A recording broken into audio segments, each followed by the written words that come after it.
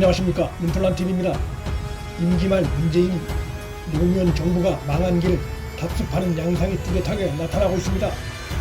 문재인 정부 5년차에 나타나고 있는 부동산 폭정으로 인한 민심 악화와 민심 이탈은 노무현 정부의 마지막 해와 매우 비슷하게 나타나고 있습니다. 호기롭게 부동산 투기와 전쟁을 선언했지만 부동산 폭등으로 지지도가 추락하고 집권 5년차에 그간 뻣뻣하던 허리를 숙여 대국민 사과를 하고 임기 말에 가서야 그간의 대책이 잘못됐다며 부동산 공급 확대를 발표하는 등 허둥지둥대는 모습이 두 정부가 너무 닮았습니다. 노무현 정부는 부동산 정책 실패로 망했다는 것이 일반적인 평가입니다. 그것은 여론조사로도 드러납니다.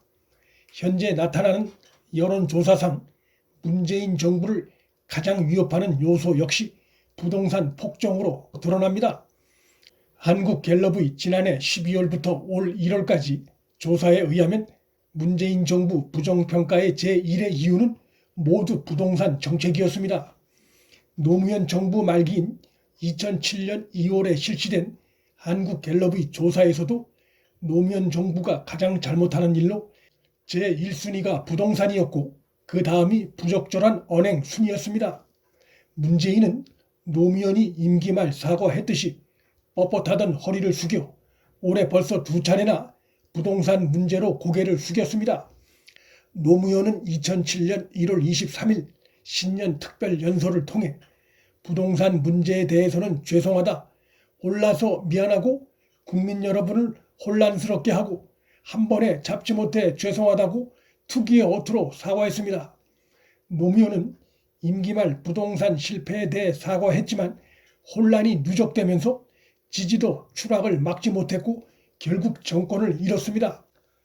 수많은 대책을 남발하는 등 부동산 정책 실정으로 지지도 추락의 늪에 빠진 문재인 역시 노무현의 길을 갈 가능성이 큰 상황입니다.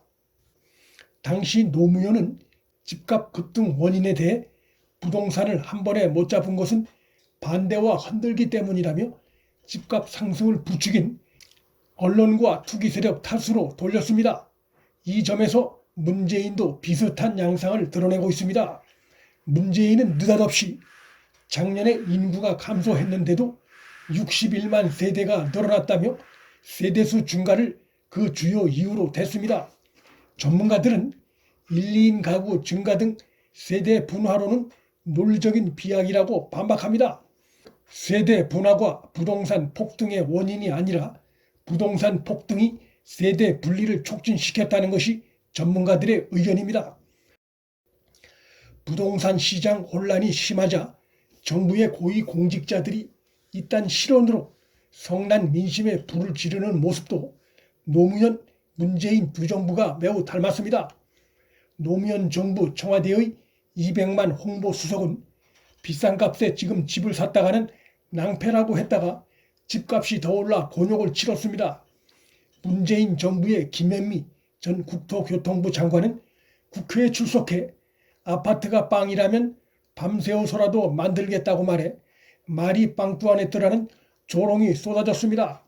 장하성 전 청와대 정책실장은 모든 국민이 강남에서 살 필요는 없다고 말했다가 거센 논란을 불러일으켰고 이해찬은 서울을 천박한 도시라고 비하했다가 도마에 올랐습니다.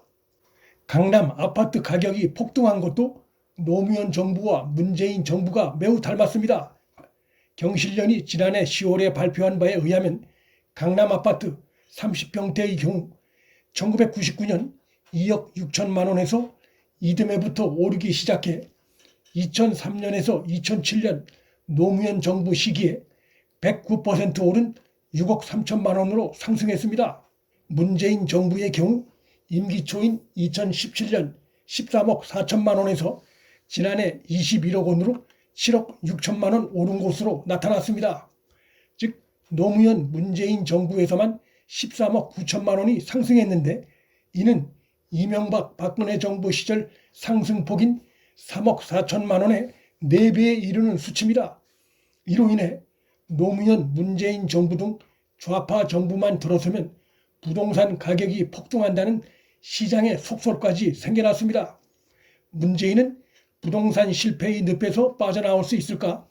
많은 전문가들은 문재인 정권이 시장의 신뢰를 이미 너무 많이 잃어 회복이 어렵다고 보고 있습니다.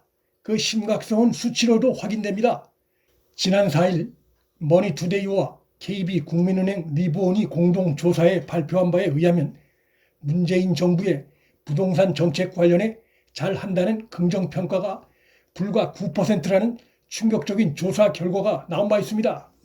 이것은 국민 100명 가운데 9명만이 문재인 정부가 부동산 정책을 잘한다고 생각하고 있다는 것으로 정책의 대참사 수준입니다.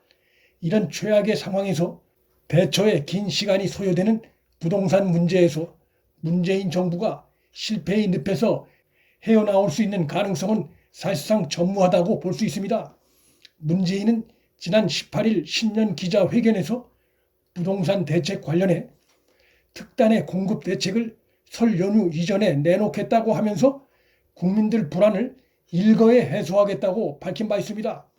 일거에 해소, 부동산 문제는 일거에 해소될 수 있는 사안이 아닙니다. 이것은 부동산 특성상 말이 안 되는 주장입니다. 거듭된 정책 실패로 부동산 대란의 늪에 빠져 있음에도 아직도 국가 최고 지도자가 나이브한 수준을 벗어나지 못하고 있는 것으로 보아 능력의 한계가 여실히 드러난 상태여서 문재인 정권은 과거 부동산 실패로 정권을 빼앗긴 노무현 정권의 길을 갈 것으로 예상됩니다. 좌파 정권이 국민과 시장을 상대로 검증한 듯 아마추어식 실험을 남발하다가 국민과 시장의 분노에 퇴출당하는 모습이 또다시 벌어질 가능성이 커졌습니다. 문플란TV 여기서 마칩니다. 구독과 좋아요, 방송 공유는 방송 제작에 큰 힘이 됩니다. 시청해 주셔서 감사합니다.